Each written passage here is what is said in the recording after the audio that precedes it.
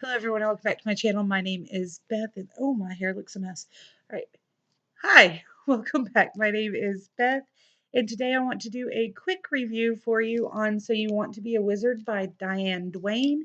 This book was published in 1983 and it was one of my favorite reads about 20 years ago. I think I first discovered it when I was 9 or 10.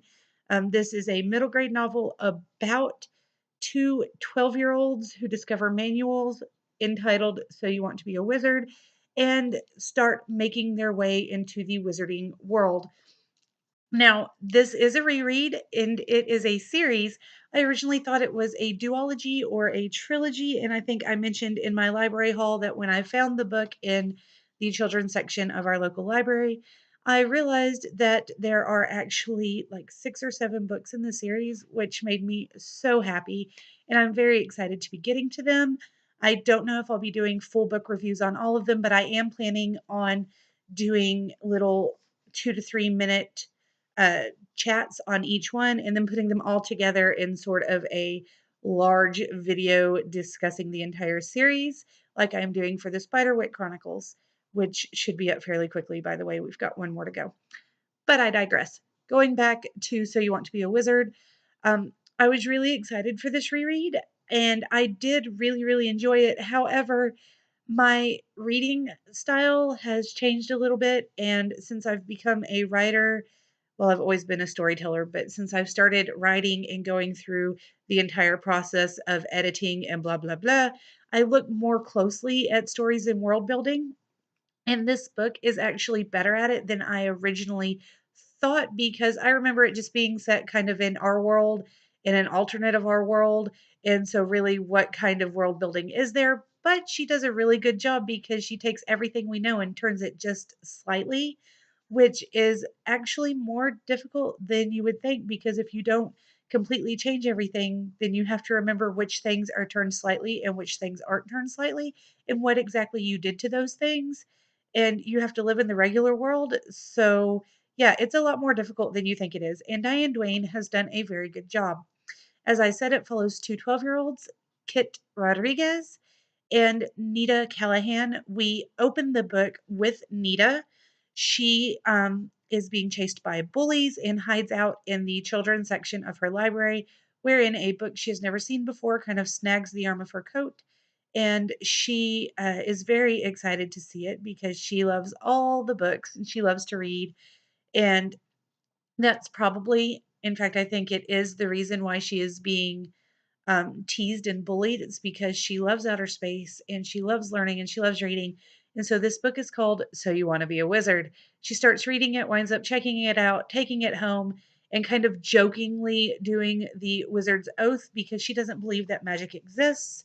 And then all of a sudden the book is changing and her name is listed in a list of area wizards along with another new name, Kit Rodriguez, who is an 8th grader at her school but is also 12. He has gone ahead a couple of years. And so he is being teased and bullied by the people in the 8th grade.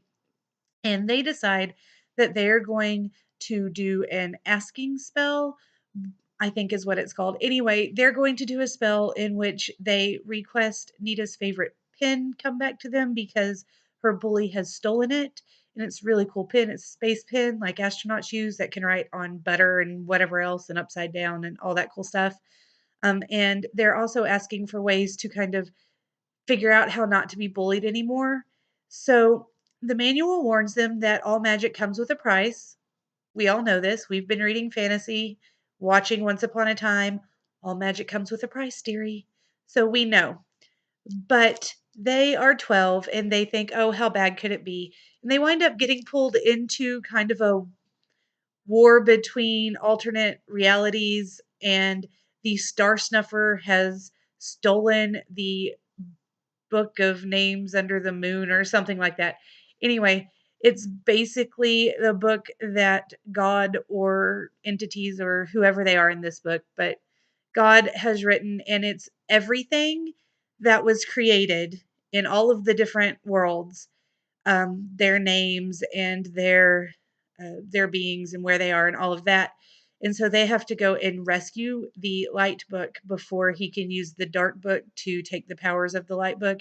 So it's kind of a mixture of like magical Harry Potter, except there's not a school, but 12-year-olds getting wizardly magic, and also kind of the Mummy, where you have to get the book of Amun Ra and the book of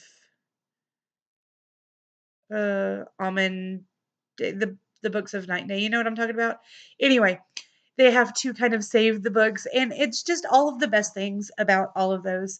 Like I said, it has gone down a little bit in my estimation because originally I remember reading it as a 10-year-old and absolutely positively being in love with the world.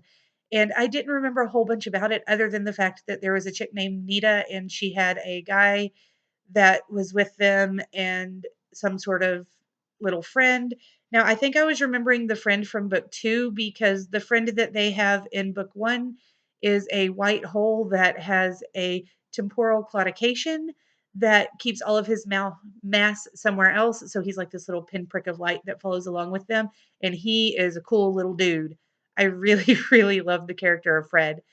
But either way, it went from a 5-star read when I was 10 to a 3.5 to 4-star read, if I must put a star on it, when I am 31. So that is still pretty amazing. And as an author and an avid book reader of all sorts of different genres and age levels, it's pretty impressive when you can revisit something that you enjoyed that much when you were younger and still really love it. The only other ones that I can still really enjoy like that are things like Winnie the Pooh because it's a classic, Harry Potter because Harry Potter, and the Anne of Green Gables series.